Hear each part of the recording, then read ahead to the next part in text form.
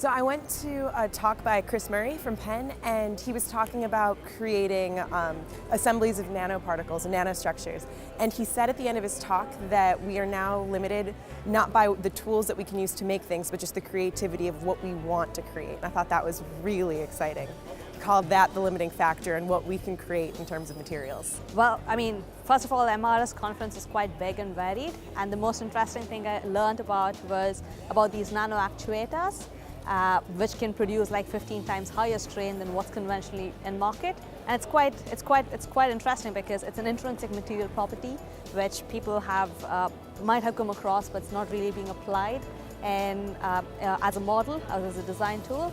So that I think was quite impressive. I was quite stunned by how it could really change how things work around in the real world and could actually help you look at nanoscale stuff, so, and give you larger displacement. So that I think was quite impressive.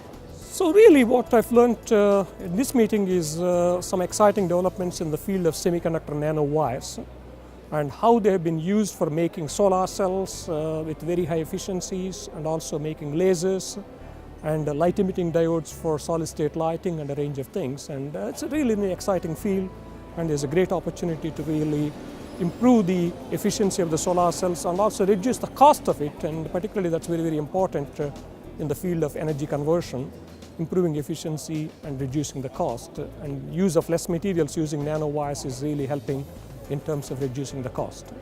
Well, the most interesting thing I saw was a talk this morning. They call it SCUBA AFM, where they built an AFM cantilever encased in basically glass, so that you can trap the cantilever in air and work it in fluid, so you don't have viscous damping of the fluid interrupting the vibration of the AFM cantilever, and that allows you to get much better imaging and faster imaging.